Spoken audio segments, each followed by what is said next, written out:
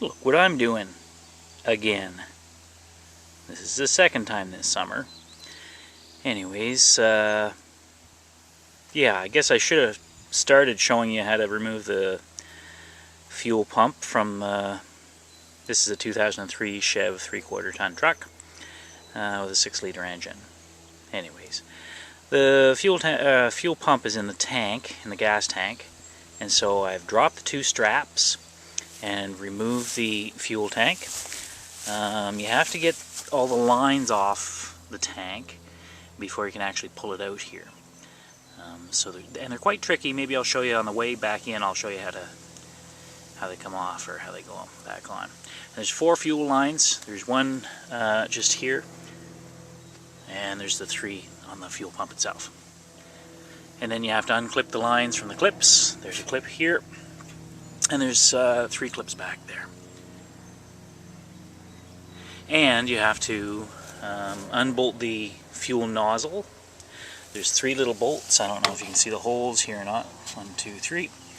And yeah. And then with that, there's a ground cable attached to the fuel tube, I suppose, the hose, that the filler nozzle.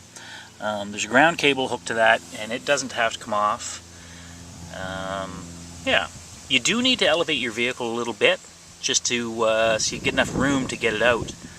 And so I've sort of parked it over a hollow in my field, just so that I can have enough space to get it in and out. Anyways, okay. Okay, well, there's a little tab here, that little plastic tab. That has to be bent out of the way, like that. And then you just sort of drive the, this thing is locked into these tabs here. And so if you drive it backwards, let's see, how am I going to drive it backwards? There's a little notch here you can use. I don't know if you can see that or not. Anyways. And it has gone past this little notch here. And so I can just drive her out. And that's a little metal locking ring right there. And so that doesn't actually come off until you actually start pulling the pump itself. And so you should blow it all off clean.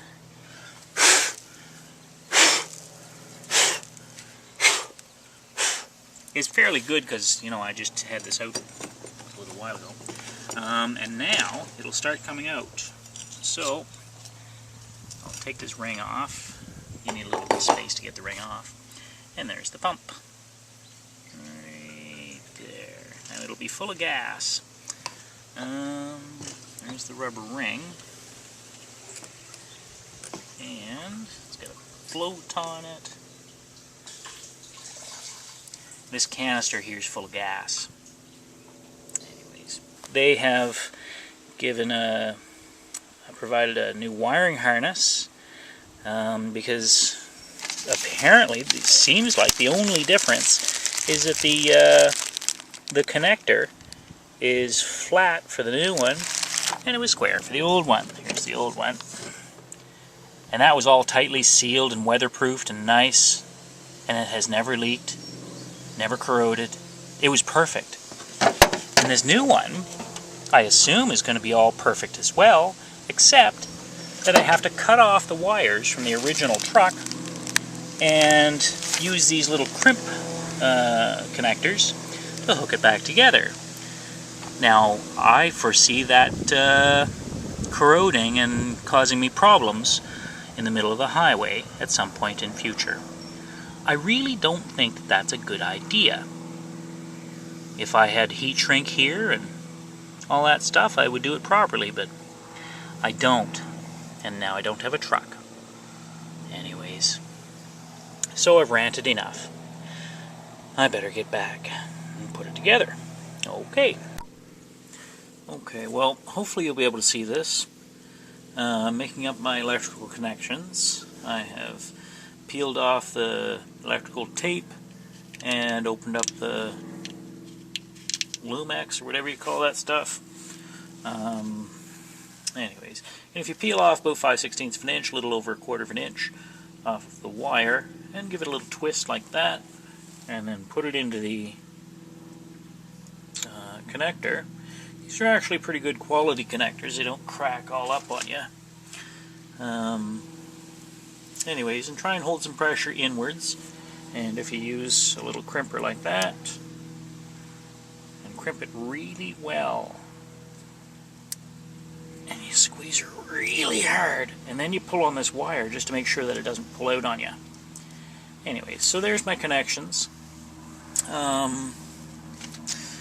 There's a little blue keeper which was on the original connector. Here's the original connector, and so I don't know if it's necessary anymore or not, but so you install that before you actually make up this connection, and just in case you need it in future. That's the old original connector, and it was very easy to put on and off. It was really well sealed. It's got a good seal on it. It has never corroded.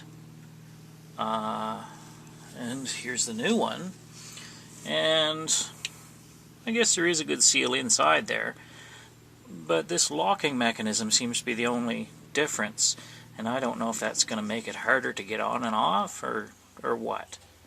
So I really don't get the concept of why I would be making up extra electrical connections that may corrode in future.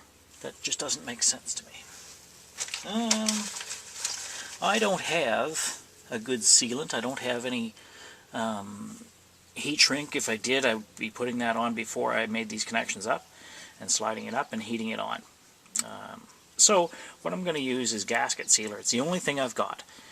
And so, since my vehicle is out of commission, I have to make do. So I will put a little bit in the end of every connector, just to try and keep, I don't know if you can see that or not, hopefully, just to try and keep the elements out of there, keep water out of there, essentially. And if I keep the water out, hopefully it won't corrode and cause me grief in future. Okay, well, here are these connectors I told you about.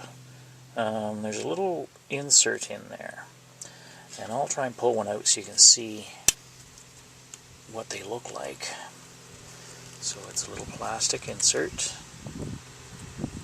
It looks like that. Hopefully you can see that there's little clickers in there. Anyways, it's kind of hard to figure out how to get them off. However, not that bad. You will get it. You go back in there like that. It pushes on and won't pull off. Anyways, here goes the tank. It's going back in. My electrical connection is all done. There it is there.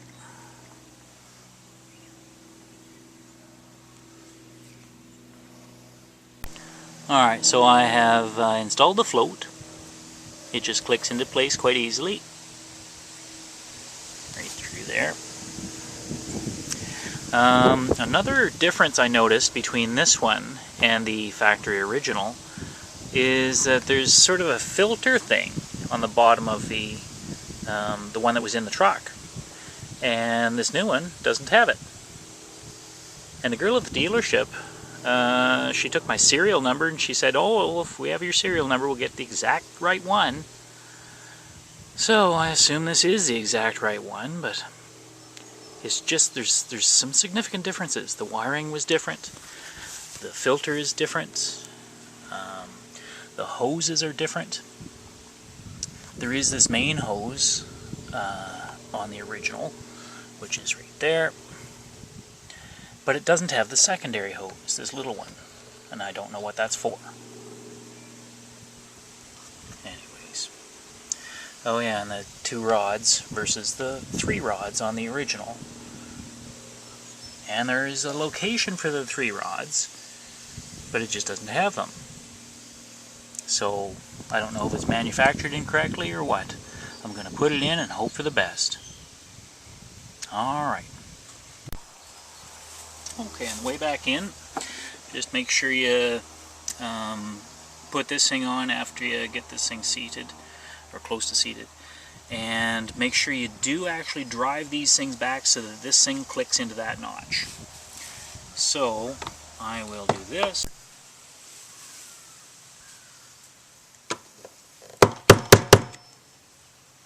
There, that's it. One question that you might legitimately ask to, you know, how do I get that tank back up in there to get the straps on? Well, ratchet straps.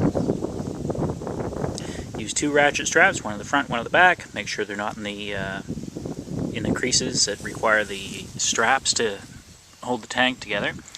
And yeah, just crank them up. It's reasonably easy to do. Alright, one last thing. I realize you don't want those bolts. Those are the 2 bolts that hold the straps that hold the tank up in place. And I realize you don't want them rattling out on the road. But I'm a big believer in anti-seize. And so I'm going to put some anti-seize on both of these bolts, so that if I ever have to pull that out again, I'll be able to do that. Okay, let's check her. Excellent. Good news.